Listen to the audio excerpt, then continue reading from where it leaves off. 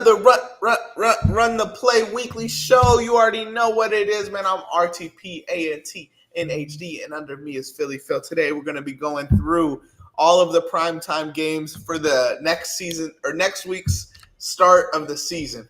Opening week, baby. That made sense. How you doing, Philly? Oh man, I'm doing good, bro. I've been dying from the fact that we haven't been able to watch any NBA games besides preseason, besides summer league, besides the NBA draft. You name it. I'm trying to get to the real games that count towards the record, towards the I almost called it Lombardi, bro. I'm so sorry. Towards the NBA Finals championship trophy. I'm trying to get into the season. But I'm good, man. I'm good. How you been doing? Are you a preseason guy? I've never been a preseason guy.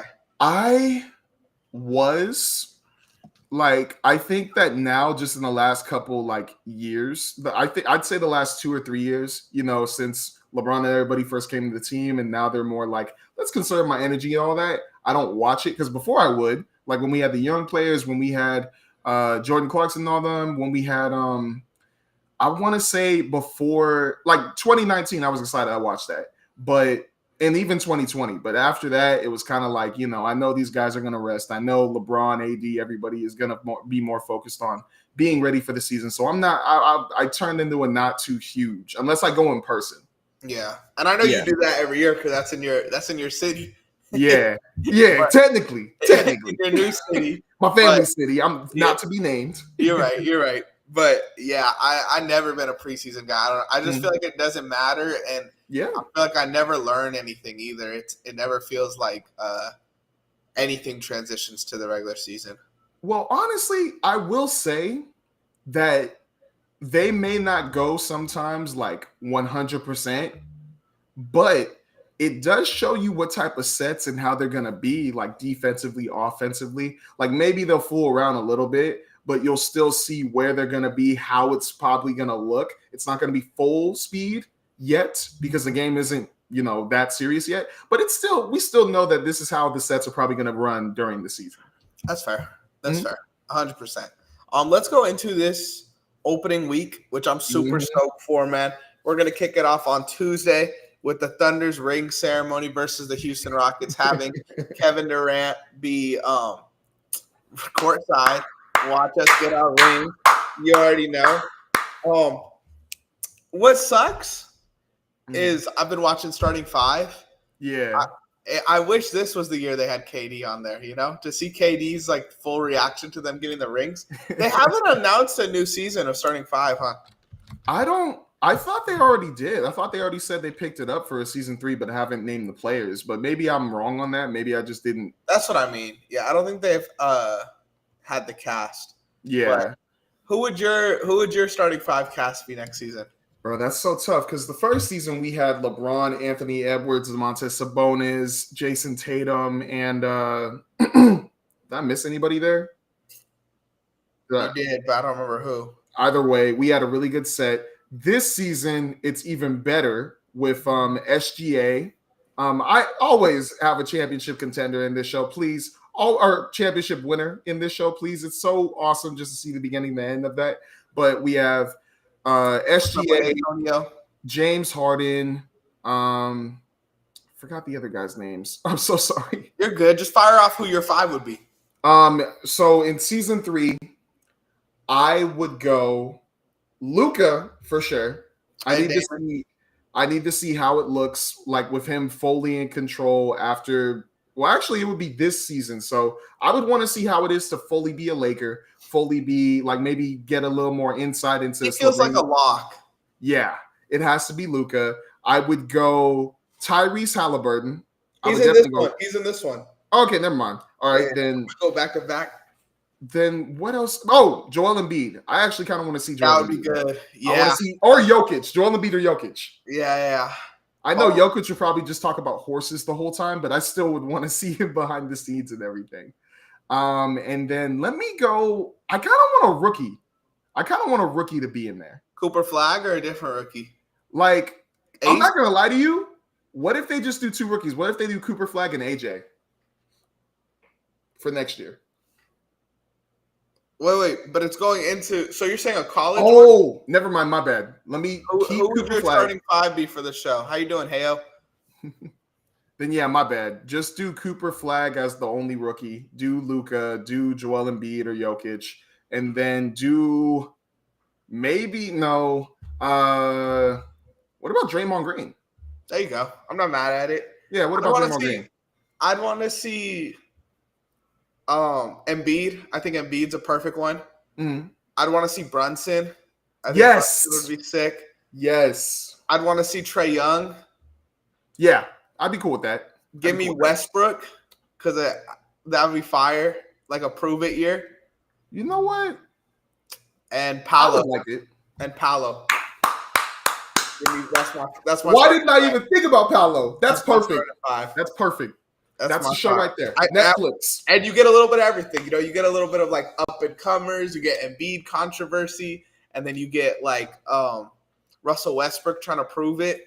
You already know he'd have some clips. I know people want Wemby too. Wemby would be fine. I see this one. What do you think about this five? Wemby. Yep. Cade. Okay. Brunson. Yep. Russ. Okay. Curry. Curry will probably be in it too, I think. I think Curry needs to be in it, and I think that'd be good for a lot of the fans. I'm not just talking because, LeBron was in it, but also like the popularity is there with Curry. And no matter what, like I know I'm a Laker fan and I know I hate Curry as a player, but as a person, I would love to see the behind the scenes. I would love to see what we always see it, but I would love to see what he does like on and off the court, especially the off the court mainly. So I think you have to have Curry in season 3. I think especially since he's almost on his way out. Yeah. I think you have to have him. They would never do this, but Ja would be a good one too. They would never. I don't blame them. Ja would be such a good one to have on 35, man. Seeing Ja behind the scenes. That BTS is going to be golden. Hall of Fame, Legend Edition, bro. Because you know what? They're going to have him sign millions of waivers to not get close to any weapon, not show any gestures. Just show us you. Show us you in Memphis. Let's go into our predictions, though. Mm-hmm. Again, opening night, we have the Rockets and the Thunder. Mm-hmm. This one's a little tough, I'll say, surprisingly, because the Thunder are coming off the championship. I feel like the ring ceremony always gets spoiled. Mm-hmm. But I also feel like Houston's a team that has a lot to figure out, losing their starting point guard right before the season, adding a new best player on the team. I'm going to go with Houston because Houston always did us dirty in the regular season. So it would make sense for them to do us dirty one more time. And I could see KD giving us 40 and talking shit on Twitter the next day. Okay. You know what? I'm going to go against you on this. I'm going to say Thunder win. And my prediction was 10 plus points. Only because I know opening night, anything can happen. But the thing with me is, well, one, obviously you said it, Van Vliet is not going to be playing. It's going to be the first Van Vliet. My bad. I almost screwed it up, but I meant Van Vliet. Van Vliet. I think you said Van Dooley. I was like, is that a new name? Van Dooley. Nah, but he's not going to be playing. It's going to be their first time playing with KD. But obviously that shouldn't be a negative because I think all of those guys on that team are always looking to pass. Amen Thompson, Alperen Şengün. I don't even know their starting lineup. Jabari Smith Jr. would probably give it to him. No, he's going to pull that thing. He's Michael Porter Jr. for the team. But with me, I just think that the Thunder are too defensively sound to lose that game. Like, even if they were off offensively, I just know they're going to bother the Rockets, especially KD, way too much to lose that game. It's still going to be a close game, though. It's still going to be pretty close at the beginning, but I think Thunder got it in 10 plus. That's what I think. The line right now 7, so it's not unreasonable to say they win by 10. That's interesting. It'll be a good game. It'll be fun. I definitely think it'll be a competitive first half. Yeah, sure. 1,000%. Because that's always how it's going to start off. And then we go to your Lakers versus the Warriors to end the night. I want to know where you're at to start the year, especially with LeBron missing this game now. Yeah, LeBron and maybe Vando. This one, it was pretty tough for me to think about, only because I was choosing – I'm just going to say it straight up. I'm choosing the Warriors, but only because this lineup is going to look very different. I don't know if they're going to be used to it. The defensive side of the ball for the Lakers is still very like nerve-wracking to me because with the Warriors, I know like they're not the greatest defensive team ever too, but I just think that they've played more with their starting lineup and know each other and know what they're trying to do more than us. Because pretty much our game plan is just give Luka the ball, let him cook, let him run the plays. But once again, Luka didn't play that much in preseason. He only played one game. So I just think there's going to be a couple of mistakes. I'm not going to take it too serious if we lose. Like, I don't take the first 3 games that serious, but I'm predicting the Warriors to win, and I'm going to say 7+ points, only because I'm going to be comfortable. Especially because no LeBron. That too. You guys get the pass, But I will say, I don't know how you've been feeling about Ayton, but I know a lot of Laker fans who have been shitting on Ayton from the preseason, which again, I still stand. I haven't been super high on Ayton this offseason, but I don't think the preseason matters. Yeah. I do think the Warriors is going to be the first game of the season, and Laker fans are going to hate Ayton after this game. No, they will. Because Draymond is going to get under that guy's skin so quick, man. Man.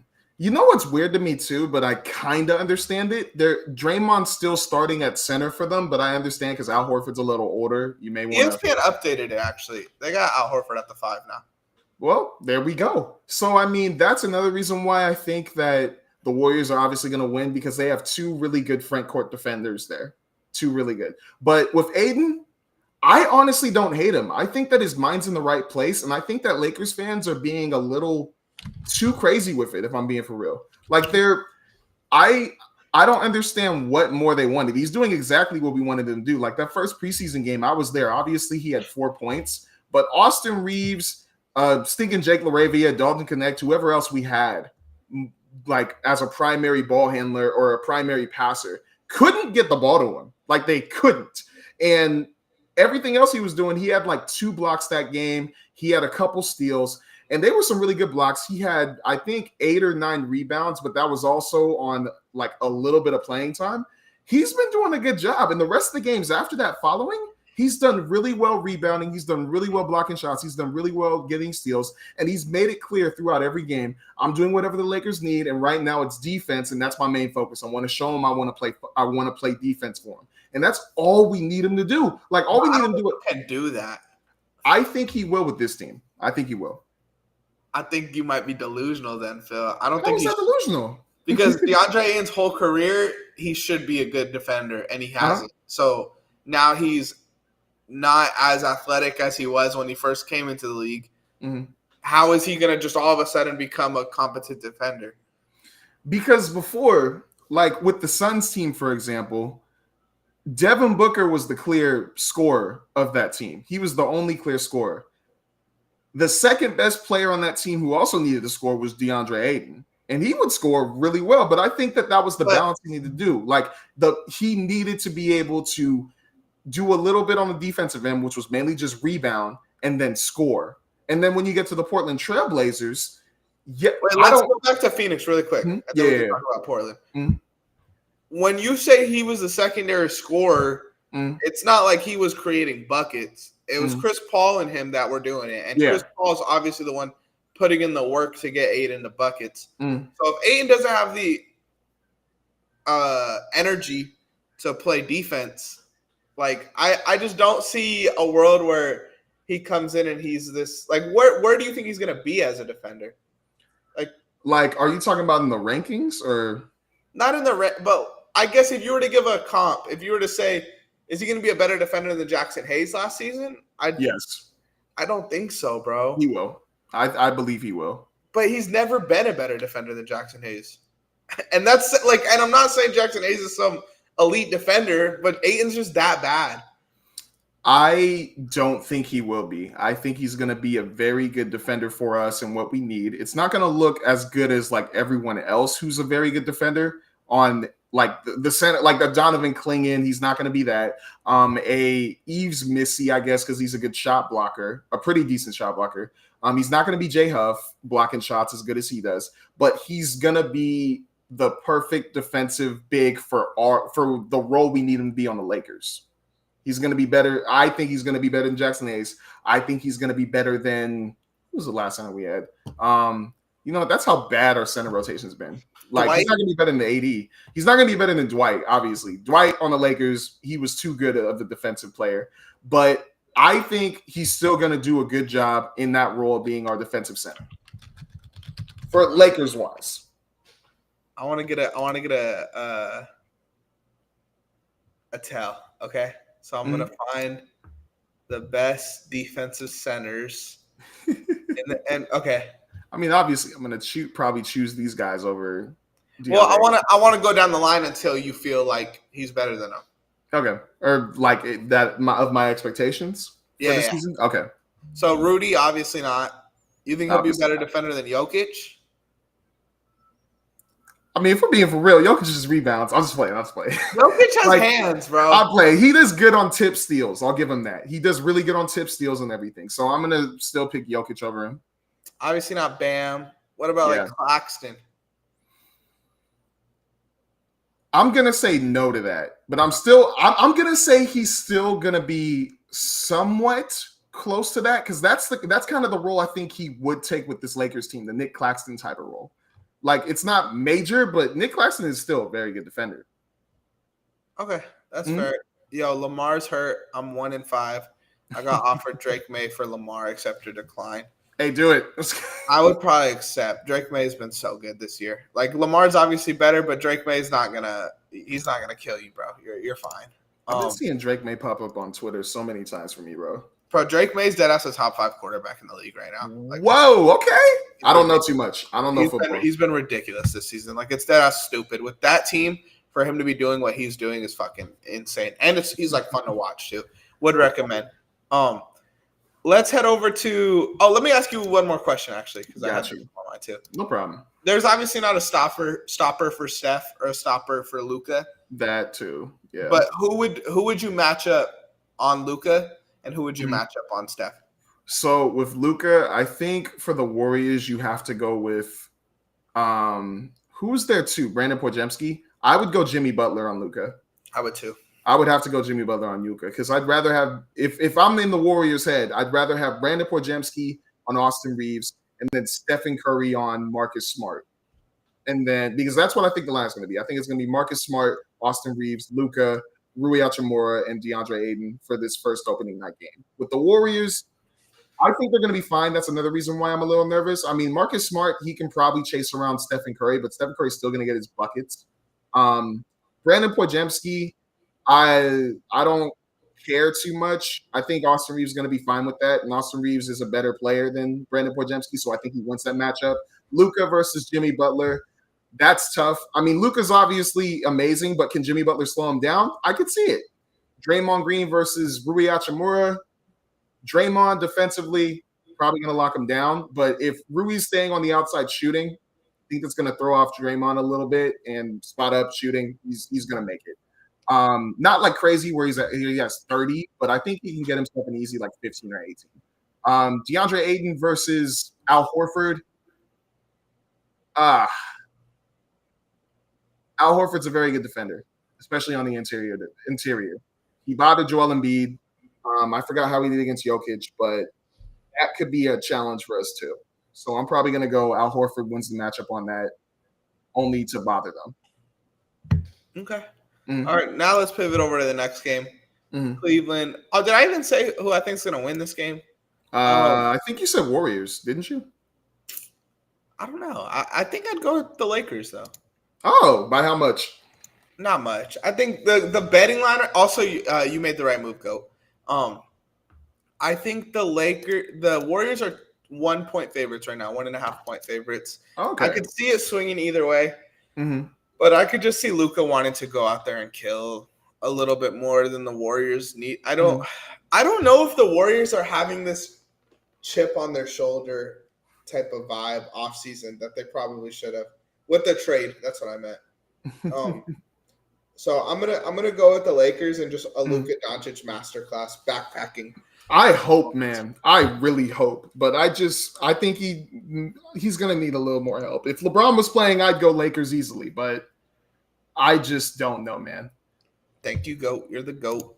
Thank you, Mr. Goat. Thank you, Mr. Goat. Mr. Goat. Let's go with the Cleveland and Knicks game next. Oh, I can't wait for this game, man. I can't wait. Wait, Um, oh, my monitor just shut off, bro. That scared the fuck out of me. I thought my computer shut off. Yeah, this is gonna be a great game. Right now, the Knicks are 4-point favorites. I'm gonna watch this game with Izzy for sure. mm-hmm. Yeah, Izzy Izzy's the better he better get some popcorn and sit down and enjoy this game, bro, because this is gonna be a game. yeah. I think the Knicks are a team that the East is wide open, right? Mhm. A game like this is so important to punch the other team in the mouth and make a Yes. statement. Um, but I'm gonna go with Cleveland still. Mhm. Opening week, Cleveland is the best team in basketball. Yeah. So I think we get enough from their defense, their offense. It sucks that Malcolm Brogdon retired because I was actually really excited to see him with this team. Yeah. I'm hoping the Knicks go after Ben Simmons or Markelle Fultz or someone. I would go Spencer Dinwiddie if I'm the Knicks. I hate Spencer Dinwiddie, bro. I like him for the Knicks, to be honest, man. I think he would do like imagine Jordan Was Clarkson. he there before? Sorry. I don't think so. I think it was Brooklyn. He was there at Brooklyn. I don't know why I could see him in the jersey, but you're definitely right. Yeah. That I know it's a backup backcourt, but that backup backcourt would be awful defensively.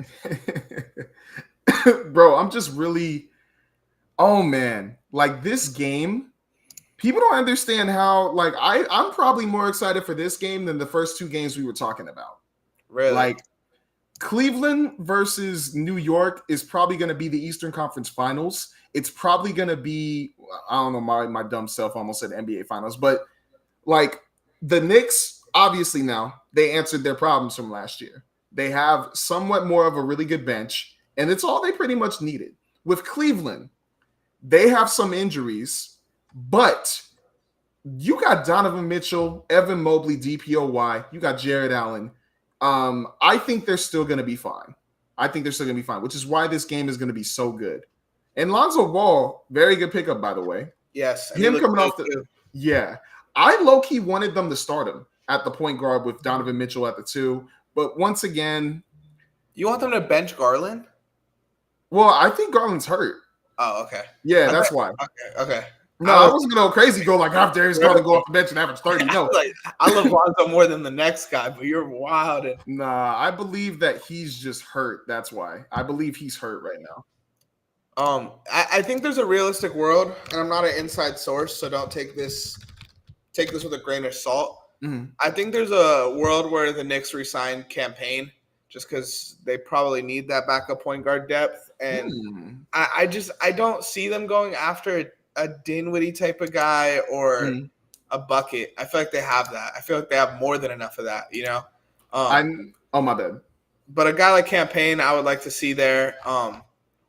I want to see Markelle Fultz in the league, but I'm just hopeful, man. That's what it is at the end of the day. I don't think that he'll come back. But JHS coming into New York soon too. Real quick, Dodgers beat the Brewers. Nice. We're 3-0. Just wanted to say that real quick. 3-0. But my bad. One thing I actually really liked that I heard was Malik Beasley. I like that too. I just pulled up his name too. Bro, imagine him every second. Like imagine Jalen Brunson and Miles McBride or Jalen Brunson and Josh Hart, whoever they're starting 1 and 2. Jalen Brunson sits down. You put Malik Beasley in with Josh Hart and everybody else, like moving the ball around play, and then you getting double teamed, Cat getting double teamed, whoever. Look who you got in the corner. Malik Beasley. Bop! And Beasley makes the 3. Going to give you a little shimmy. Do it again. I low-key like it when Beasley does shimmy. He's just like. I liked when Giannis did it. When he got all angry, but I think they were both just fooling around, bro. Like, that was just competitiveness. But that was low-key funny. I know there's drama with Malik Beasley and all that situation with the what was it? Was it betting or? Yeah, it was It was betting. But he was innocent now, I think. So I don't know. I feel like teams don't want to add that to the locker room, but it's surprising that he's not even in like real talks with teams right now. You know, there's no teams rumored to get him, and he shot 40% last season. He was probably the best catch and shooter in the league last season. You know, so it's like I mean, other than like Steph, but like as far as role players go. Well, yeah. That's what I'm just trying to think if there was another role player, because obviously the first thing I thought of was Klay Thompson, but he didn't do too well last year. I'm trying to think of somebody else, but it probably was Malik Beasley. Dude, it probably was. Being a catch and shooter, he was second in 3-pointers made last season. Wow. Shooting 40+%. Like, holy crap. 9 3-pointers a game, 41%. Where the hell was that for my Lakers in the playoffs, bro? What? Hey, big B's, bro. Let me see this really quick. 41% with the Pistons, 41% with the Bucks, 35% with the Lakers. Yeah, he was pretty bad for us. But, I still kind of wish we kept him to see, like, what if he could bounce back next year. But, bro, it's the Laker curse. Whenever we get sharpshooters, they just can't shoot unless they're Danny Green. Or it's a LeBron thing, bro. But I digress. I digress. If you're a great playmaker, every shooter's percentage shouldn't go down when you're on their team. Anyways. I'm just saying. Anyways. Correct. I just wanted to say I chose the Knicks in this game, and I have them winning just by 5 or 6 points. It's at 4 right now. That's the betting line. Yeah, I just think it's going to be too close of a game, bro. If they somehow blowout, like if there's going to be a blowout on either side, I'm not going to take it too seriously. I'm just going to think they just got to make adjustments, just like what happened with the Celtics and Knicks last year. Made adjustments because remember the Celtics, what did they? They set the record for most 3 shot in the stinking single season game or regular season game. Yeah, but didn't they lose that game to Cleveland? No, to the Knicks. Knicks versus Celtics. Like, I don't see a blowout. I can't see a blowout. So Garland's not going to play in this game. I'm going to take the Knicks actually. But I'm excited because you think they're going to start Lonzo or no? I think the last lineup I saw was they were starting Donovan Mitchell at the 1 with Sam Merrill at the 2, which I think kind of makes sense, but I'd rather have Lonzo be at the 1 with Donovan Mitchell be at the 2, only for defensive purposes to start the game. But Sam Merrill can shoot the heck out of the ball. So, I mean, if you have like a person like that to kick out to, especially Donovan Mitchell who always goes in, by all means do it. It's going to be better than Lonzo Ball being in the corner. Only I love Lonzo Ball, but Sam Merrill, that man can shoot. I just want to see Lonzo start because I want to see Lonzo guard Brunson. Yeah, I would love that. But does that mean Donovan Mitchell's guarding Brunson? Probably, unless they throw Sam Morrell on him. But I wouldn't want that. What's the Knicks lineup looking like? The Knicks, I believe it's going to be they're benching Josh Hart this year, right? Yeah, I think it's going to be Jalen Brunson, Miles McBride, Mikal Bridges, OG. Oh, no. It's Jalen Brunson, Mikal Bridges, OG. Yeah, except Mitchell Robinson is at the 5 with Cat at the 4. That's what they were running in the playoffs, and it looked nice. Yeah. I like that lineup. I don't think it's a regular season lineup, though. I think they should keep it going, bro, because Cat at the 4 was nuts, especially for Minnesota. I need to see it. It was nasty in the playoffs. Don't get me wrong, but I feel like some things you save for the playoffs. Yeah, I'm excited though, bro. This game is definitely going to be the spark. But did you have anything else to say?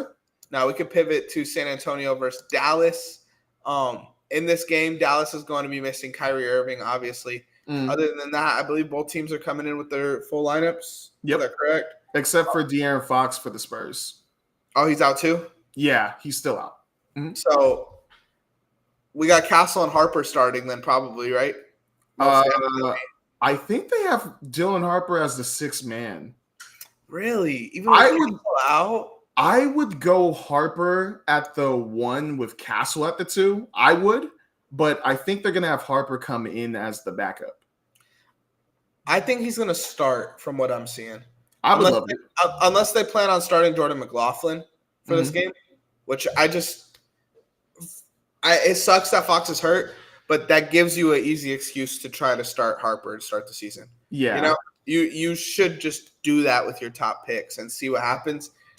I want to see how this lineup meshes. Wemby's looked amazing in the preseason, but I don't think that's going to work against Anthony Davis. Give me Dallas in this one, bro. Yeah, I predicted Dallas to win by 12 plus points. I'm being Wow. generous. I think they might win by more. And honestly, can I just say, I love the Dallas Mavericks versus San Antonio Spurs opening day game because they always do it every year. And it almost seems it's a secret rivalry because, they're both in Texas and they're like, we the best team in Texas. But I love it.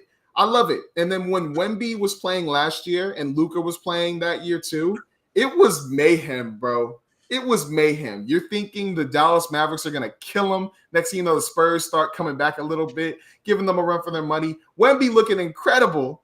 And then the Mavericks obviously win because Luka. But what's it called?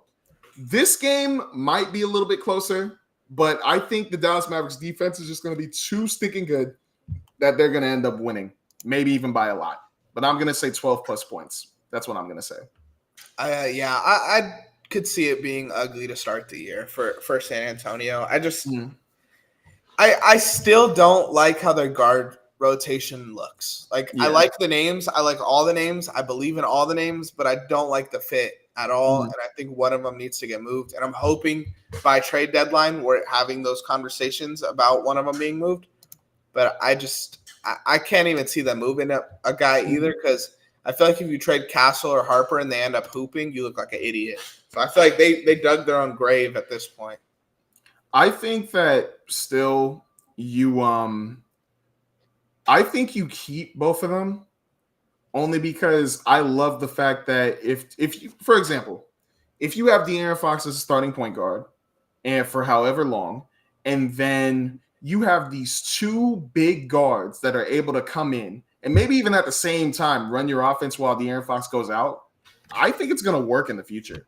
I think it would. The only problem, which is what I like that you mentioned, was the three-point shooting because none of them are like the craziest three-point shooters, which is why I'm like, oof. But main focus is Wemby or getting the ball to Wemby. I'd say get another shooter that's a three. Carter Bryant can probably transform into that. I hope so. And then I love Carter Bryant. But I would say there's something here. Champagne was their shooter last year, man. That guy was knocked down. I think that dude is going to blow. Like, he's going to have like a – what do they say? He's going to – Break out. I think one of these seasons he's going to have a breakout season out of nowhere. Like a really good breakout season. I feel like last year low-key was that. Well, last like where – he played 24 minutes a game, took 6 threes a game, shot 40%. When you say breakout, are you saying like what do you average? Like he averaged 10 last year. Like where's the breakout going to be? You think he could be a 16 guy? I feel like he could low-key be a 15, 16 wow. with like I want to say 5 rebounds, 5 assists type thing out of the blue. I just, for some reason, whenever I see his stats, whenever I see him play, I'm like, I low-key feel like you're going to be like a Tumani Kamara out of nowhere or something. Not like where he's like the best defensive player, but where it's like, oh, this kid could be something.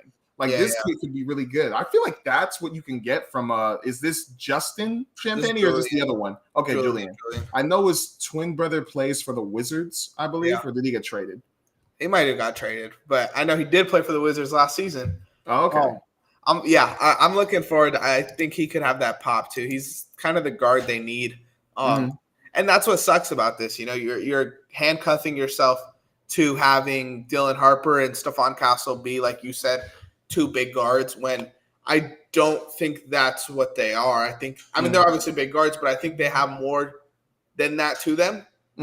Like they have superstar potential, and we're not going to see that superstar potential because they're stuck playing with each other and De'Aaron Fox, and that sucks to me. I wonder how. Oh my bad. Sorry. No, you go ahead. I was about to pivot.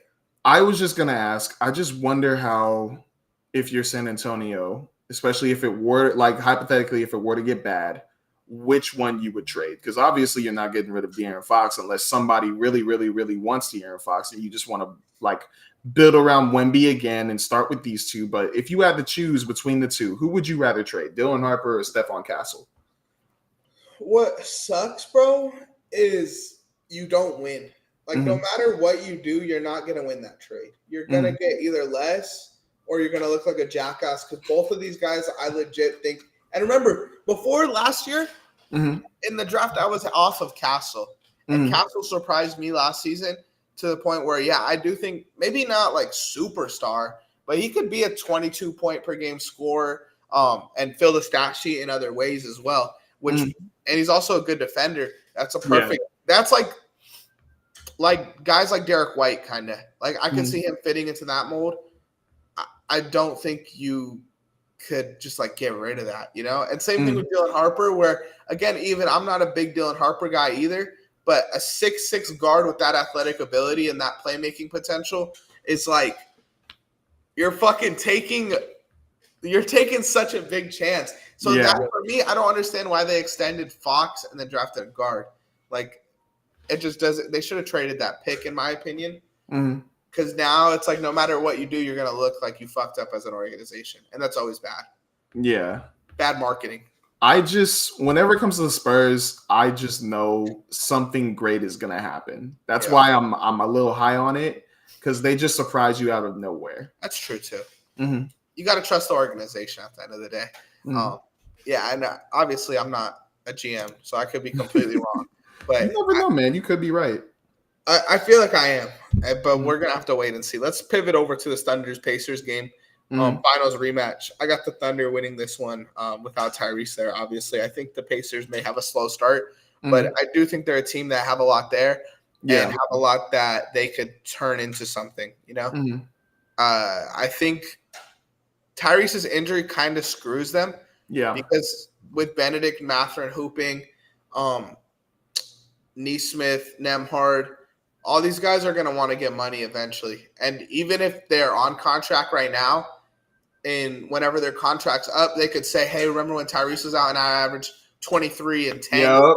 And you got to pay me like I'm a 23 and 10 guy when I'm Yep. really at 16 and 5. I think that's a dangerous game, and that sucks for Indiana. Mm-hmm. Do you think that – okay, this is a tough question because this team was just in the NBA Finals. But do you think the healthy Pacers team is good enough to win a championship? Real talk. Can you see this core winning a championship in the next 10 years? That is a very good question, because I'm not going to lie, and this is no shade on the Thunder. I really thought in those first 2 minutes the Pacers were going to win the NBA championship. I did too. I really did.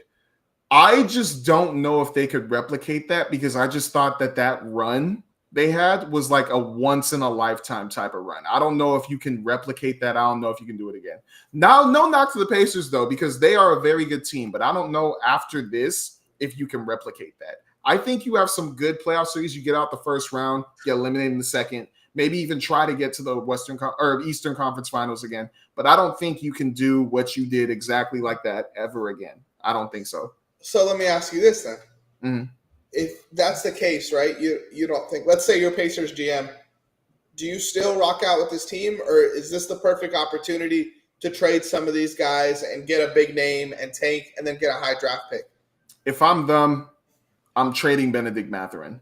I think so. I'm 1,000% trading him. You can't trade Andrew Nemhard. He is such a good player. His IQ's there. He's the perfect backcourt guard to have next to Tyrese Halliburton.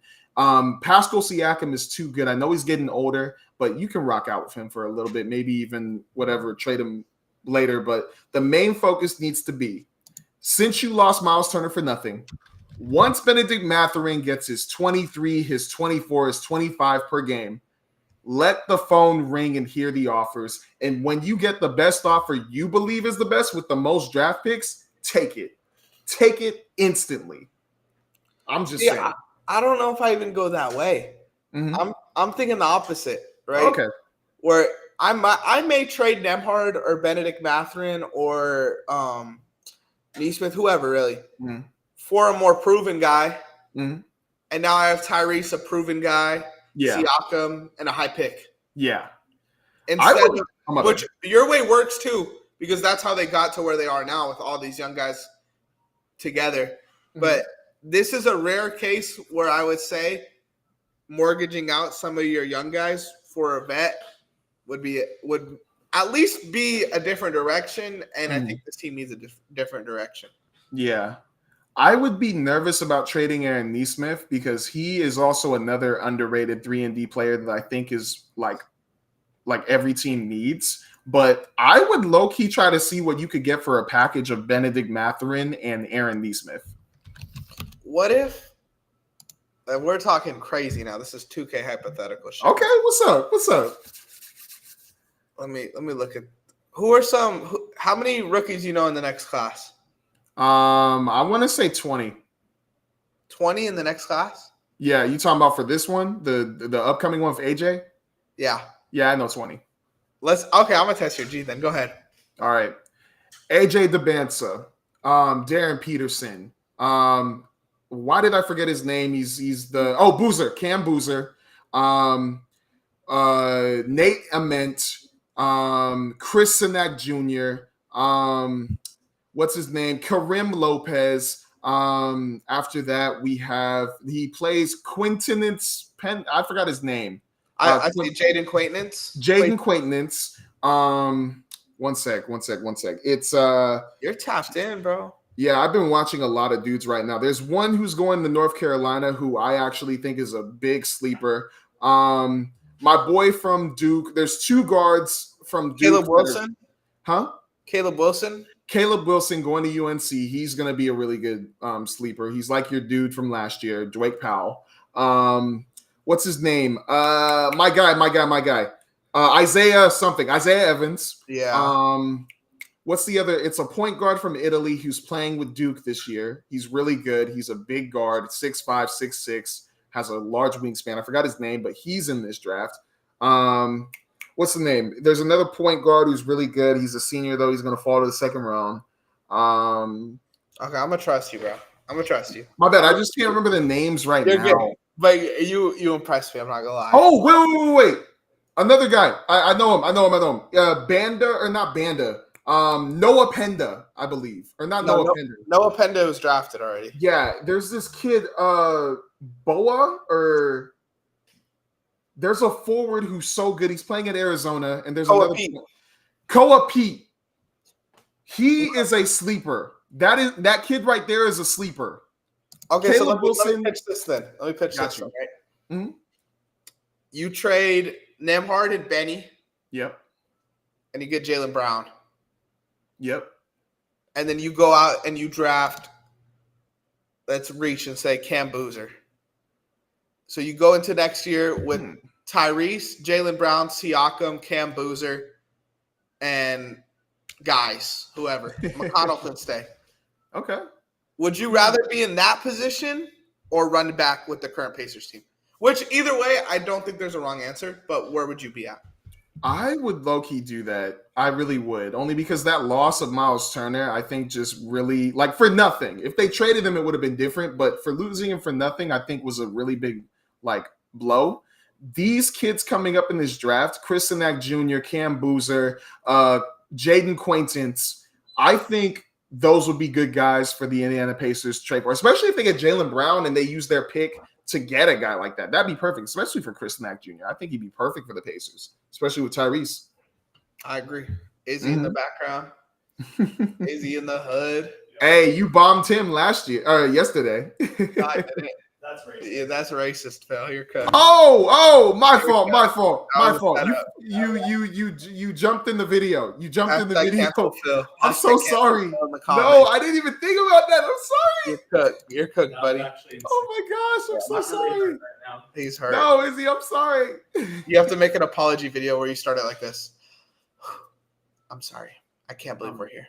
I'm sorry, guys. I didn't mean to say that. I promise it wasn't a joke. I promise. You promise it wasn't a joke. You're cooked. I'm so sorry. Cooked. I'm sorry. I didn't. That was. Oh my god! I didn't even think. Man. Let's head over. I just want to talk about basketball, man. It's my only cope. Let's head over to Nuggets. Wait, who'd you have in this game and by how much? Thunder win by 20 plus. Wow. I don't think it's going to be a competition. Let's go Nuggets Warriors now. Same day, Thursday, 10 p.m. Eastern, ESPN. This should be a fun game. Yes, it will. And I'm going to say Nuggets win by 5 points or 4 or 5 points. I think it's going to be close only because the Warriors, every time they play the Nuggets, it actually is a pretty close game. I feel like Jokic always hits a game winner. Yes, he's hit 2 game winners against the Warriors. 2. That's nuts. Buzzer beating game winners, not just game winners with the clock going out. Buzzer beating game winners. The only difference I see now is, well, I think it's obviously they're all competitive, but I just love that Al Horford pickup. And I think that having that with Draymond Green, who now can focus on Aaron Gordon, who, I mean, he's not the greatest offensive player, but the fact that Draymond Green can focus on him and bother him and get him out of that dunker spot, or even just like mess with him, is going to really mess with the Nuggets, especially if they're messing with Jokic and messing up that flow of the offense. It's going to really have to rely on Christian Braun, Jamal Murray, and Cameron Johnson to either be ready to get the kick out and shoot the heck out of the ball to force the Warriors to really pay attention on the perimeter, or to create plays as well to throw off the Warriors' defense and really just screw them up. I think the benefit of this is if Aaron Gordon or anybody has a bad game, the Nuggets can still be fine because now they have depth, which is we haven't been able to say for a while for Denver. Like Christian Braun had an amazing MIP level season last season, but he doesn't have to be that this year anymore. He could go back to playing a more normal role for a Christian Braun type of player. Julian Strawther's a guy that was expected to step up last season. He could just stand in the corner. Exactly. They got Bruce Brown now, so they have another playmaker out there. Peyton Watson could just stand in the corner. Tim Hardaway Jr. Just stand in the corner. Valanciunas is there. That's your most improved player. Yep. He's going to do it. Deron Holmes is back now. Kessler Edwards is a pickup that I think went under the radar, and he played some really good minutes for Dallas last season. Like these are guys that can contribute. Now, they're not going to win you a game or nothing like that, but as a collective, they will, and that's what I like to see from this unit. They'll keep the flow of the offense going when Jokic is off the floor. That's the most important thing. Just a correction. I didn't say most improved player. I said 6 man for Jonas. My bad. Just a correction. He can't win most improved. I was about to say, you're right.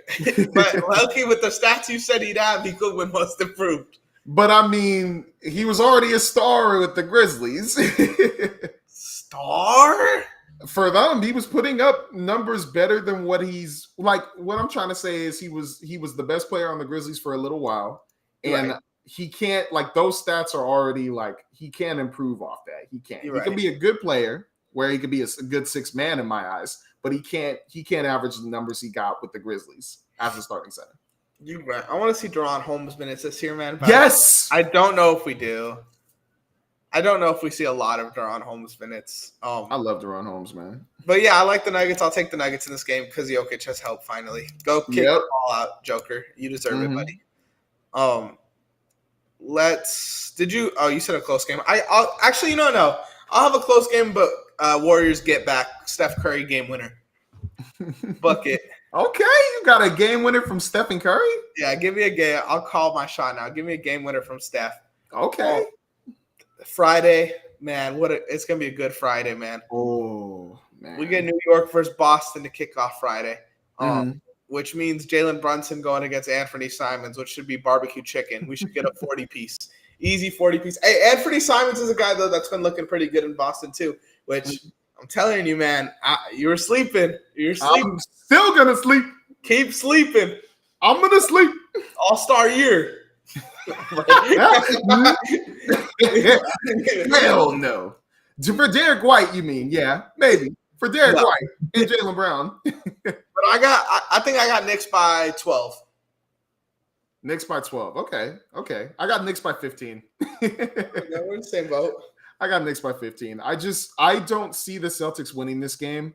I know it could be a surprise. Maybe the Knicks like slack off with this game, but it's just like Jaylen Brown and Derek White, that's their focus.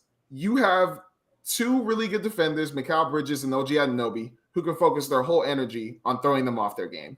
Jalen Brunson has all the room in the world to just go, well, he's going to get the Stephen Curry treatment where Andre Iguodala and Draymond Green were doing their thing, like guarding the guys. And Stephen Curry's going to be like, all right, stay back there.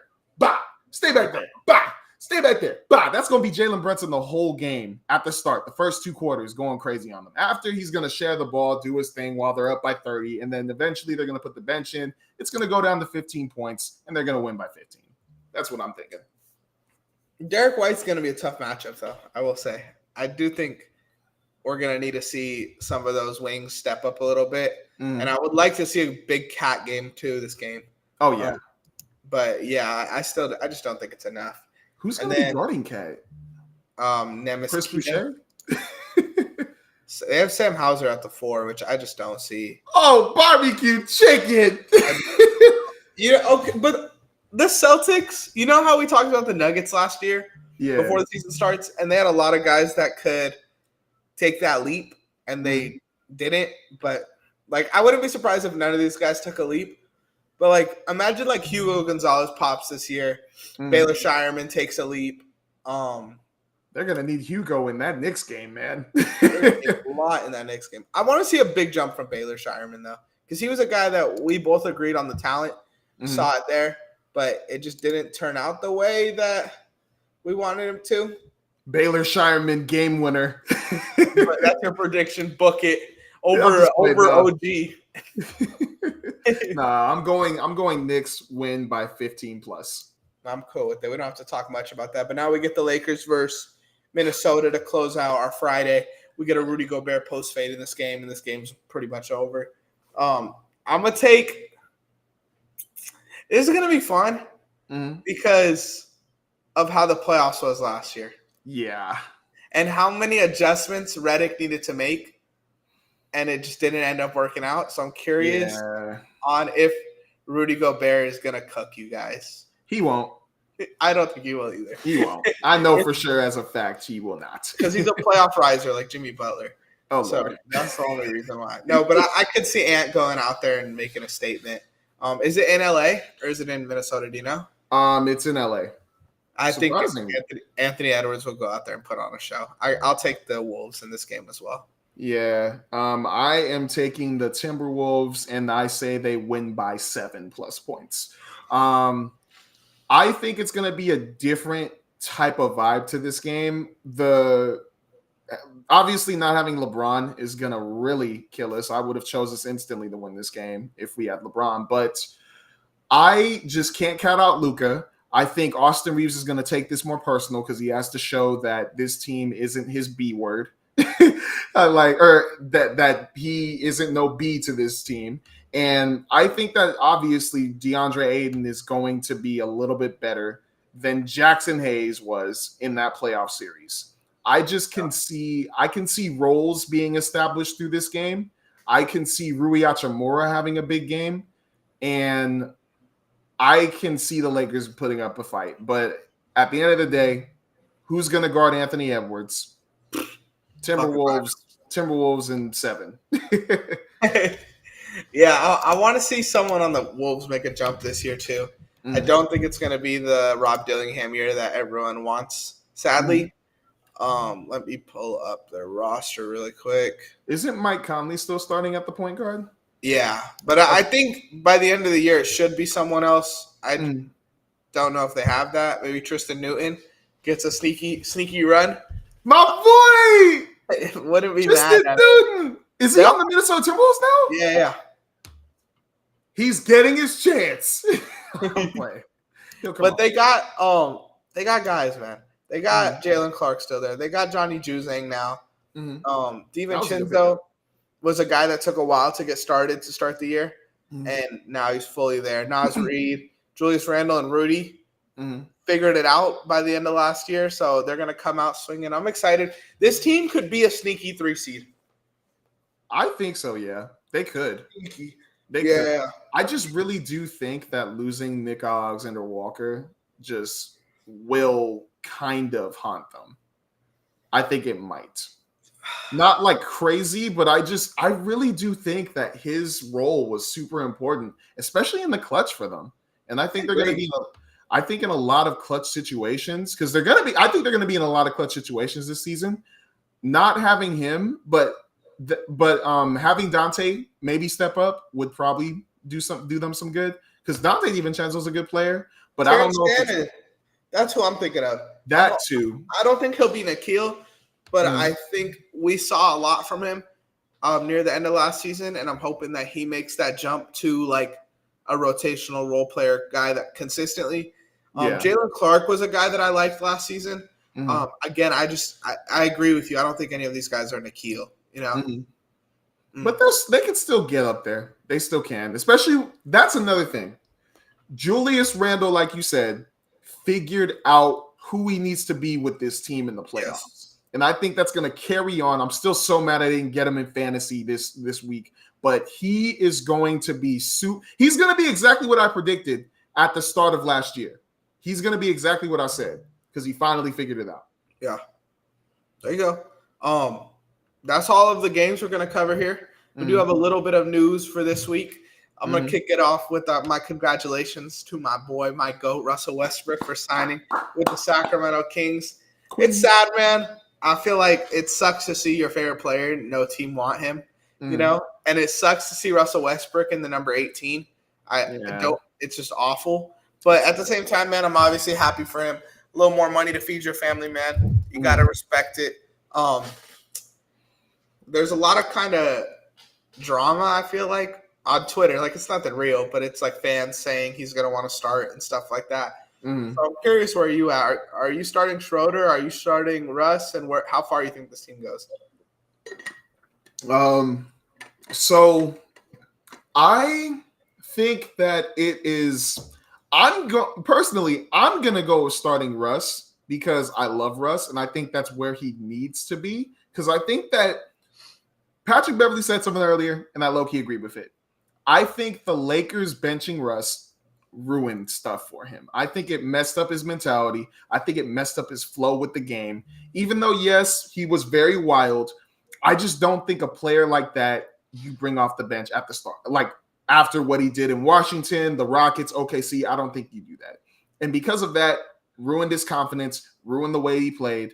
So I'm gonna say something. I feel like more than anything, more than his mentality, because I feel like he's still the same guy. Yeah. I think it ruined coaches' trust and coaches' leashes. Because now if he does that wild shit, they just pull his ass. Yeah. And that's the thing where Draymond, for example, gets that leash where he could do some wild shit and then he'll make an amazing play. I still feel like Russ has that to an extent too. Yeah. I still feel like, but yeah, that's why I say like start him. I know they're not going to start him. They're going to start Dennis Schroeder. But in a way, it kind of does make sense because Schroeder is he's the opposite of Westbrook. He's very calculated, very calm. He does that stupid act like he's going to drive to the basket and dunk it, but then he like does a little hezzy and goes back out. Bob Cousy. Yeah, the little Bob Cousy. But I think it's what you need around Zach LaVine, DeMar DeRozan, and Domantas Sabonis. But imagine the energy, and also you have nothing to lose this year. Nobody's predicting you to go to the playoffs this year as the Kings. Imagine the energy you have if you have Westbrook starting and you just got him going crazy, getting the ball to Zach LaVine, to Sabonis, I don't even know because Keegan Murray, I believe, is injured right now. He got an extension, by the way, but kicking it out, getting the energy up, doing almost what Lonzo was doing over in the Chicago Bulls. Like, that's the one reason why I would do it, but I know they're going to start Dennis Schroeder. I would still start Schroeder just because I want my starter to be consistent. But I agree with what you're saying 100%, especially with their offense. Yeah. Having Russ play off the ball and be a backdoor cutter for guys like Sabonis who are elite playmakers, especially at finding cutters and stuff like that, I think is going to be nice. And I'm low-key, I could see this team being an 8 seed.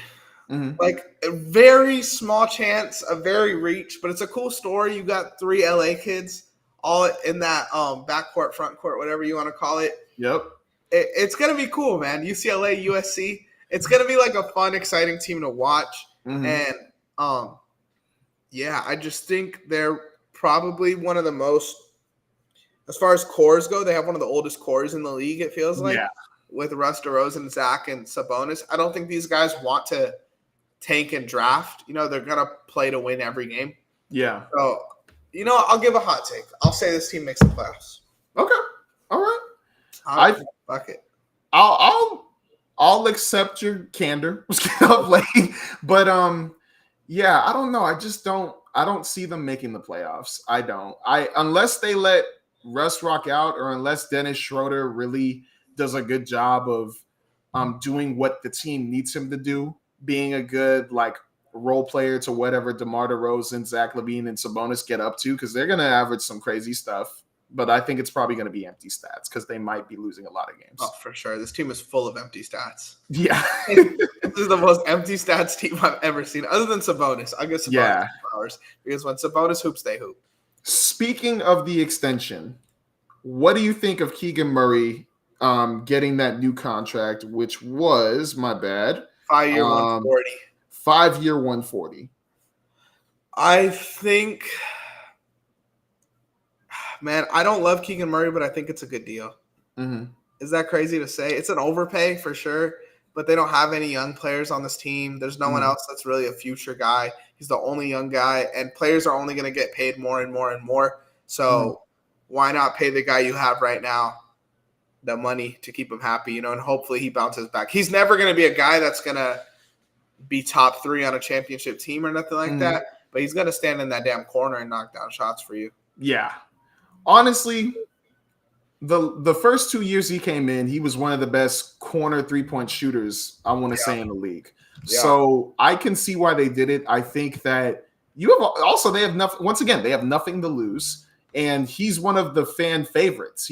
Keegan Murray. They say it all the time. So I think it's good for the fan base. It's good to have a face that they know is going to stay there and is going to be there with Domantas Sabonis, depending on whatever his situation is going to be. I think that Sabonis should stay there. But I don't know. Like you, does feel like an overpay, but I believe it makes sense. It's almost like I don't want to say it's as much as Devin Booker, because Devin Booker means the world to the Suns. And I just think you have to give him whatever money like he asked for. But with Keegan Murray, it's a little bit of an overpay, but it makes sense. I got 10 names right here. Mm-hmm. These are 5 guys above Keegan Murray in like contracts and 5 guys under him. Mm-hmm. Let me know if this is the right range for him. Okay. So Derek White is the top guy on this list. Mm-hmm. I heart DeJounte, Jakob Poeltl. That's fucking insane. Wow. Trey Murphy. And then under him is Wiggins, Miles Turner, Vassell, RJ Barrett, and Jaden McDaniels. Wait, so he's getting paid more than the guys under him? Yeah. Huh. Well, I mean, the guys above him, I'm kind of like, oh, well, you know what? If they're getting money like that, okay. Like Jakob Poeltl. That's crazy. But the guys below him, I can see that. Andrew Wiggins, a little bit. But, yeah, I can see that. Oh, is this right? Oh, okay. No, I think this is right because Keegan Murray is also a lot younger than these guys. Yeah. So that's where I'll give him his you're hoping he bounces back. Mm-hmm. If Keegan Murray goes out there, and I don't know what he averaged last year, probably like 13. But if he goes out there and he's closer to 20 like he was, or I think he averaged 17 one year, if he's in that range, then I'm cool, And I feel like with the guys around him, he could have that jump. Also, isn't Keegan Murray hurt right now? I want to say so. I want to say you told me that, actually. Let me just see real quick, because I want to see when he's coming back and if it would be like a big – okay, October 12th, Keegan Murray will be out at least 4 to 6 weeks with a torn ulnar collateral ligament in his left thumb, that will require surgery. He'll be fine. Yeah, I think he'll be fine. I thought it was in his leg. Bless you. I was low-key scared for a second because I thought it was in his leg. But if it's in his thumb, I think he'll be okay. And it's non-shooting thumb too. So yeah, he'll be fine. Let's go pivot over to Atlanta. There's some I don't want to call it drama because it's not really nothing. It's gonna be something people have painted to be drama, but I don't think it's real like that. Trae Young doesn't get an extension before the season starts.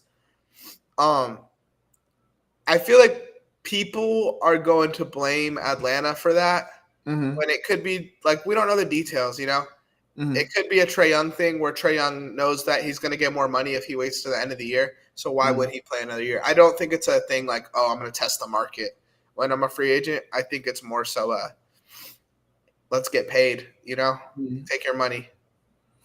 I'm just laughing because imagine one of these ads, because he did the decision type ad. I responded to the post with it, to the underdog post with it. Imagine if one of the players, because I know maybe a couple of other people are going to do it, but imagine one of them actually does announce their free agency move to go somewhere else, and everybody's like, "Ain't nobody that should have 42 views." There's gonna be a whole bunch of people in the comments going like, "You ain't LeBron, shut up." Bro, Oh wow, I didn't know he went to the Hornets until media day. Like that was funny. I didn't know that happened. I didn't know it happened either. I don't think anybody did. Uh-huh. I was like, what? When was he on the Charlotte Hornets? Okay, you have fun out there, averaging 15 minutes while LaMelo chucks it, but playing behind Sexton. too. Like thinking about it, I literally thought, don't they have Colin Sexton? Why did they get Spencer Dinwiddie? And when he got waived today, I was like, okay, that makes sense. That's crazy. He was just a practice player. That's what he was. He was getting Colin Sexton ready for the 20 for wins. Or no, the 30 wins they're gonna get. He was cleaning Melo's shoes. But it's so disrespectful to Spencer Dinwiddie. Brooklyn Spencer Dinwiddie was special. It was very special. But with the Trae Young not getting an extension thing, I can see it low-key turning into some drama. Not on the court, but outside, where, especially with another news, Dyson Daniels requesting or wanting a certain extension close to what Jalen Suggs got. I think it may turn into something. I think it may. I think it's going to depend on just how well they do in the playoffs. I think that's what it's going to depend on. Because if they do pretty well, if they get to the Eastern Conference Finals, or even if they have a good competitive second round, I can see it where it's like, oh, Dyson, get your money, and then you're good. But if Dyson gets his money and then, they lose in the first round, or if they just don't make the playoffs somehow, I don't think that's going to happen. I can see Trae Young just going like, yeah, I'm going to head out. So Trae Young's contract, he has, what's the green mean? Player option? Green means team option. He has a player option. Oh, no, my bad. Blue means team option. Bro, this is just a smart move by Trae Young. I legitimately, you could be right about Dyson, because Dyson is underpaid right now, and he's gonna. But dude, no. This is all of this makes sense when I pull up their team, right? Trae Young has a player option next season. Next season, the Hawks are minus 76 million in cap space. Oh, so he's obviously going to opt into that option, right? Next season, Dyson Daniels is a restricted free agent. So why would they pay him now when they could just match whatever contract he gets and be able to go over? Yeah. And then in 27-28, Atlanta's got money again. So Trae Young is a free agent. Atlanta has money. What does that equal? Trae Young gets money. So that kind of it all kind of makes sense in that perspective. No, right? That's true.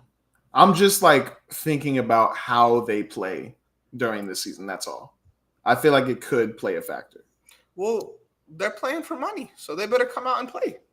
But what if Trae Young wants new scenery? What if he wants to go somewhere where he can win? What if he wants to go to Orlando? See, that's the thing, though, bro. If Trae Young wants to go somewhere where he could win, then that's Trae Young admitting that he's not good enough. Because this team is good enough to win. If you put Steph Curry on this team is a competitive team. This team is a finals contender. If you put Jalen Brunson on this team, it's a competitive team. If you put Shea on this team, it's a competitive team. If you put Luka on this team, it's a competitive team. If you put Tyrese Halliburton on this team, it's a competitive team. Yeah. I think this team's a competitive team with Trae Young. So if Trae Young up in is like, I don't want to be here anymore because this team isn't good enough, then Trae Young, you're not good enough, right? As a Trae Young fan. So I don't see that world. I think he takes that option and then they extend him after that and he gets paid after that because he still has that option either way. I think the guy that's could have contract problems that affect his play next season is Porzingis because he's a free agent after this year. Yep. And I could see a bullish team paying for him. Is he a free agent in the offseason or free agent in the next offseason? In the offseason. Okay. Shoot. So only him and Luke Kennard, they lose next season. Everyone else is still under contract. Oh, then that's fine. Especially if they keep Jalen Johnson and maybe just draft a better big, I guess. Hopefully that could be Asanua. Imagine they just have Asanua at the 4 with Jalen Johnson at the 5. Fuck around and do it. Bro, low-key, I can see that actually working. You really could fuck around. How tall is Asanua? Asanua is like 6'8". I think 6'9". They got little ass bigs. Because He how big? actually might be 6'10". He's 6'10". I thought he was closer to 7 foot, Oh honestly, because crap! I remember last season I thought like you, where I thought he was 6'7", and I think you corrected me. Mm-hmm. Um, I said yeah, he's 6'10". he's 6'10", and I think like he's pushing, Holy So crap! Then if I were them, I would just draft a stinking rim protector like Kama Maluwatch or something like that, and then just let Jalen Johnson Nasanua rock out at the front court. you don't even got to draft, really. You could just tank it and just have 2 lob threats up there. Fuck defense. We have Trae Young. Wait, did they get a forward? Oh no, they traded that pick. They traded that pick because I wanted them to get Carter Derek Queen. Bryant. Yeah, But they got 2 picks in next year's draft now that they got rid of Derek Queen, and they have Nikhil now. Like his team, and Luke Kennard is a guy that they signed, but he's off contract the next year. So like they're chilling, bro. There's not much to stress about here. yeah. I didn't know Jacob Toppin's on this team. That's cool. Jacob Toppin is a good pickup for him. 2-way though. I don't see a world where he gets burned because Vic Krejci is a guy that's gonna play. He's gonna play 8 minutes. But hey, for the future. And he's gonna have a stretch where he has 16, 8, and 4 randomly. He always does. Bro. Oh my bad. Go ahead. I was gonna say nothing. Nah, I'm just excited for the Hawks, man. I really am. I think that this is something you need. If I'm all right, I said this before to my friends. Is this the best Hawks team ever assembled? I think that team was good. I thought that team was overhated. Everyone's saying like, oh, they're gonna lose to Braun and all that, and obviously they did lose, but I thought that team was really fucking good from top to bottom. It was a 60-win team, bro. I mean, that just doesn't really happen. But other than that, I think this will be better. Really, as far as I can remember, I think so. I hope so. But I can't pull the trigger on a team like that unless this team was doing that already, Because what was that team again? It was Dennis Schroeder, Jeff Teague, Al Horford, Paul Millsap, and Kyle Korver, right? Damari Carroll was on that team. Damari Carroll! Carroll Antich was a dog. Uh-huh. I don't know why my basketball reference looks weird. Hawks. Or let me just... I can't remember who else was on that team. For some stupid reason, I thought Reggie Jackson. Nah, that was Schroeder. Dennis Schroeder. Oh, I said Dennis Schroeder. My bad. I was trying but to. I mean, like same vibe. You know what I mean? Oh, okay, yeah, bro. How do I go to them by year? Is there a way to do that? Oh yeah. So if you type in the team Atlanta Hawks, you should be able to tap on. Let me see. I think that's what's fucking up my thing right now. Honestly, it's not working. But let me go to the year. What year was that? Like 2015? Yeah, that was the 2014-15 team. Yeah, I got it. Bazemore. Austin Day. That's cool. Shelvin Mack. Adrian Payne was a dog. They had Cephalosha. Mike Scott. They had Cephalosha? This team was just had a lot of guys, bro. I feel like they get disrespected. Let me see if there's any other teams, though. I still think that this current team is going to be better. What about when they had like Dikembe and Steve Smith? That's what I was low-key thinking about, but I still think that team was just lacking a little bit compared to this one. This team won 50. You think the Hawks this year are going to win 60 games or no? I think they can, especially with the East. I think they really can. I think they can, too. I think this Hawks team won 56 games. Mookie Blaylock, Steve Smith, Christian Laettner, Dikembe. I like Christian Laettner. Obviously, Dikembe Mutombo, but I just feel bad because I remember I was watching a video on the history of the Atlanta Hawks. They've made so many terrible decisions. Oh my gosh, man. Really? Like, you know how like we say invest in the young guys? They were really heavy on just trade for the best veteran possible. Like they were trying to do what the Lakers did, except they were going for the oldest possible veteran. Like they were like, let's get this guy who's like 30, I think like he was 35 or 36 because he was like in his prime before. He could probably rock out. No, it didn't work out. They did it 3 times. 3 times. Oh. They traded picks for this veteran. He gets injured, doesn't work out. Another one did pretty good, but then it doesn't work out. Like, them being able to do what they're doing now is a miracle. Like, for real. Shout out the Hawks. Yeah. These Dominique Wilkins teams are good, too. I didn't know Moses Malone played there. Yeah, Moses Malone for a little bit. For literally, I think it's 1 year. Mm. And then we could go to the St. Louis Hawks, but that's what going. Lou Hudson. What you know about Lou Hudson, Phil? I don't know a damn thing about Lou Hudson. What you know about Pistol Pete? I know a little bit about Pistol Pete. There That you go. little pass. I mean, all of us had to watch that thing in school. That little movie talking about like Pistol Pete's dad showing him that like pass through his legs behind his head or something. I know exactly what you're talking about. I didn't watch that shit in school though. I wish. That was a good stinking movie, man. Fuck about me to be showing me that. But anyway, I think we had a good episode. We ran a little long, hour 15. Sir. Thank you guys for tuning in, tapping in, showing love, all that. Phil, let them know what else in here to do. Yes, sir. We also didn't play for them the Boom Fantasy QR code. We didn't tell them about Boom Fantasy. But make sure to add Boom Fantasy, guys. Risk-free game. I almost said gaming. Betting. You guys can't make a mistake with this. I'm telling you, risk-free. You guys are going to be able to get your money back in some crazy ways because you all are the greatest bettors of all time. Just gamble responsibly, please. Glad you said they saved our ass. I got you, man. And also make sure to like, subscribe, and follow Run the Play Network. And make sure to hit that bell as well. We're on TikTok, Instagram, YouTube, and Twitter. And also, before you go, make sure to hit that bell as well. Please stay safe. I'm your man, Phil. This Ant-Man straight out the MCU. We out.